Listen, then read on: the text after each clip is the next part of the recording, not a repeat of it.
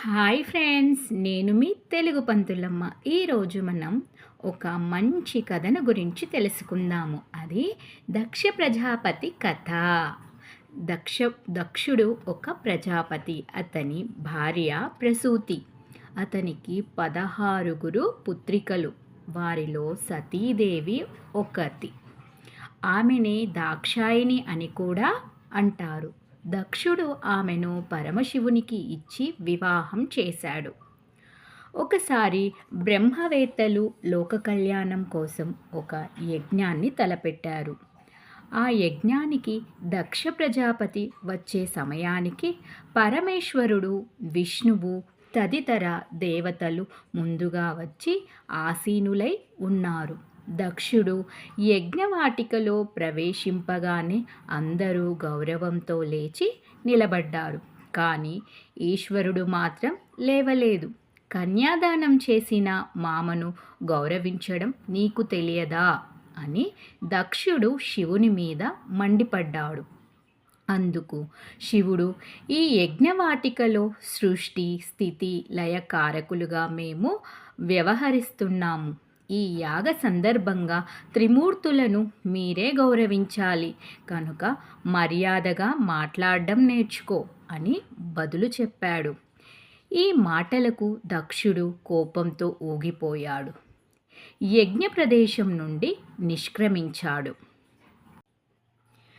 యజ్ఞశాలలో తనకు గౌరవం ఇవ్వకుండా ధిక్కరించి పలికిన పరమేశ్వరుని అవమానించాలని దక్షుడు తానే స్వయంగా ఒక యజ్ఞాన్ని నిర్వహించడానికి పూనుకున్నాడు. ఆ యజ్ఞానికి దేవతలను, మహర్షులను అందరినీ ఆహ్వానించాడు. కానీ సతీదేవికి, ఈశ్వరునికి ఆహ్వానాలు పంపలేదు. తండ్రి యజ్ఞం చేస్తున్నాడనే విషయం తన సోదరీ సమూహం ద్వారా సతీదేవికి తెలిసింది. తండ్రి తనను ఆహ్వానించనందుకు ఆశ్చర్యపోయింది. యజ్ఞ సమయంలో పుట్టింటికి వెళ్ళి తల్లిదండ్రులను, తోబుట్టువులను చూడాలనుకుంది. శివునితో తన కోరికను తెలియజేసింది. శివుడు కాసేపు సమాధానం చెప్పలేదు. మౌనం అర్ధాంగీకారం సతీదేవి భావించింది. ఈశ్వరుడు మౌనాన్ని వీడి సతీ పిలవని పేరంటానికి వెళ్ళడం మంచిది కాదేమో అన్నాడు. అందుకు సతీదేవి, పేరంటానికి అయితే వెళ్ళకూడదు గాని యజ్ఞానికి పిలవకపోయినా వెళ్ళవచ్చు కదా, కాబట్టి వెళ్ళి యజ్ఞాన్ని చూసి వస్తాను అన్నది. సర్వజ్ఞుడైన శివుడు చిరునవ్వు నవ్వాడు.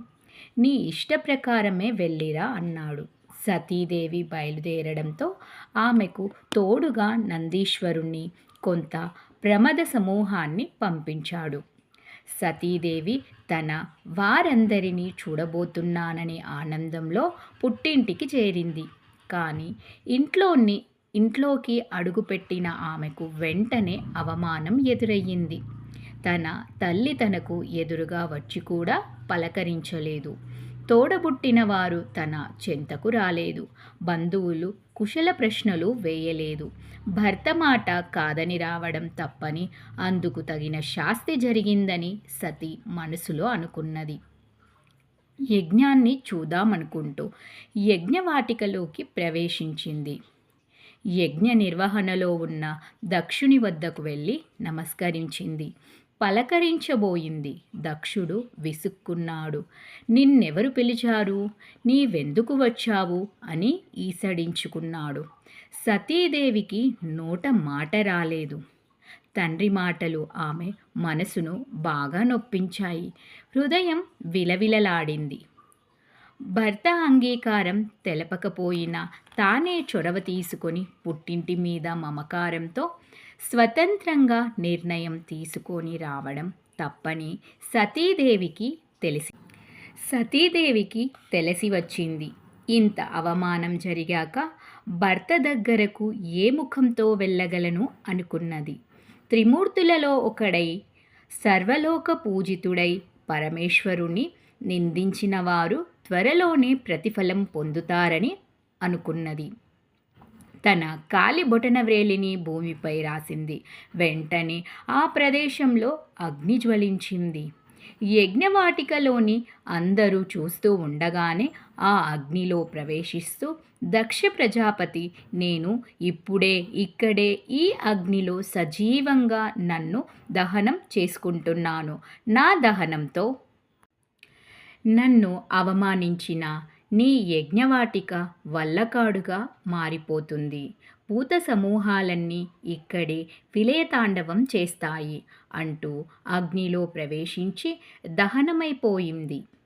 దేవతలు, మునీంద్రులు నిశ్చేష్టులయ్యారు. పరమశివుడు సతీదేవికి తోడుగా పంపిన నందీశ్వరుడు ప్రమదగణాలు సతీదేవి బూడిదగా మారడం చూసి ఆహాకారాలు చేస్తూ యజ్ఞానికి సంబంధించిన వస్తు సంచయాన్ని నాశనం చేసాగారు. వారిని ఆపవలసినదిగా దక్షుడు దేవతలను ప్రార్థించాడు. దేవతలు అడ్డుకోవడానికి ప్రయత్నించడంతో వారికి నంది ప్రమదగణాలకు యుద్ధం మొదలయ్యింది. కైలాసంలో ఉన్న పరమశివునికి ఈ విషయం తెలిసింది. ఆయన ఉగ్రుడయ్యాడు. తన జటాజూటం నుండి ఒక జటను పెరికి భూమిపై విసిరి కొట్టాడు. అక్కడి నుండి భయంకర ఆకారంతో ఒక వ్యక్తి జన్మించాడు. అతడే వీరభద్రుడు. కళ్ళ నుండి నిప్పులు కురిపిస్తున్న ఆ వీరభద్రునిలో శివుడు తన రౌద్ర తేజస్సును నిక్షిప్తం చేశాడు. వీరభద్ర, దక్షుడు నా సతీదేవి మరణానికి కారణమయ్యాడు. అతని యజ్ఞాన్ని నాశనం చేసిరా అని ఆజ్ఞాపించాడు. వీరభద్రుడు ఓ నమశివాయ, ఓం నమశివాయ అంటూ బయలుదేరాడు. అతనితో పాటు ప్రమదగణాలన్నీ బయలుదేరాయి.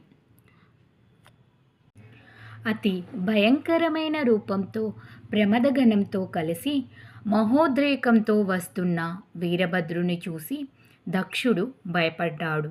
ప్రాణభయంతో దిక్పాలకులని, బ్రహ్మని, శ్రీహరిని శరణు వేడాడు.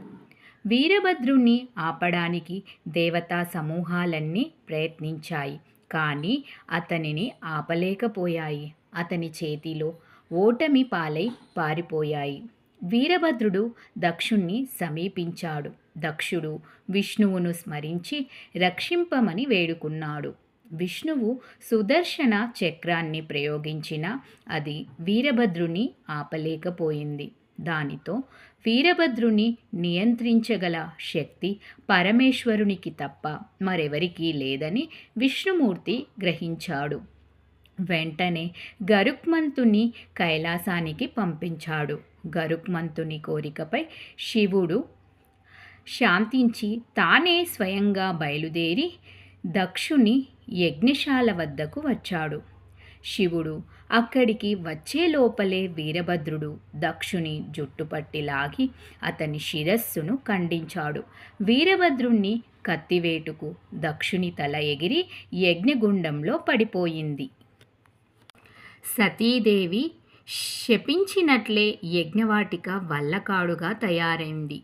శివుడు యజ్ఞవాటికలో ప్రవేశించే సమయానికి దక్షుని మొండెం నేల మీద పడిపోయి ఉంది.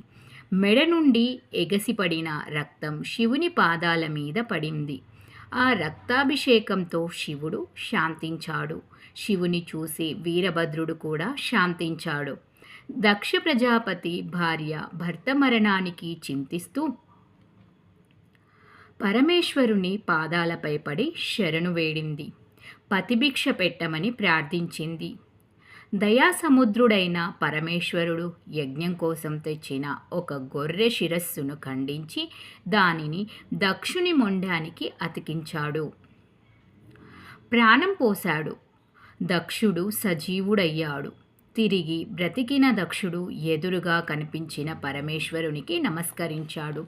తన అహంకారం నశించిందని, తన తప్పులు మన్నింపమని వేడుకున్నాడు. శివుని హృదయపూర్వకంగా స్తుతి చేశాడు. భక్తవశంకరుడైన శివుడు అతనిని మన్నించాడు. సతీ వియోగానికి బాధపడుతూ తపస్సు చేసుకోవడానికి హిమాలయాలకు వెళ్ళాడు. బ్రహ్మ కోరికపై దక్షుడు మరొక యజ్ఞాన్ని ప్రారంభించగా విష్ణువు ప్రత్యక్షమయ్యాడు. దేవతలందరూ విష్ణువును స్తుతించారు. త్రిమూర్తులను వేరుగా చూడవద్దని, ముగ్గురు లోకాలను రక్షించేవారని విష్ణువు తెలియజేశాడు. దక్షునికి యజ్ఞఫలం పొందేటట్లు వరం ఇచ్చాడు. ఇదండి మన దక్ష ప్రజాపతి యొక్క కథ. రేపు మరొక కథతో మనము తెలుగు పంతులమ్మ యూట్యూబ్ ఛానల్లో కలుసుకుందాము. మీకు మరిన్ని ఇతిహాసాలకి సంబంధించిన కథలు కావాలంటే మీరు అందుకోసం చేయాల్సిన పని నా తెలుగు పంతులమ్మ యూట్యూబ్ ఛానల్ని సబ్స్క్రైబ్ చేయండి, షేర్ చేయండి, కామెంట్ చేయండి. మీకోసం నేను ఇంకా మంచి మంచి పురాణ ఇతిహాస ఇంకా నీతి కథలన్నింటితో నేను మీ ముందుకు వస్తాను. నేను మీ తెలుగు పంతులమ్మను. ధన్యవాదాలు.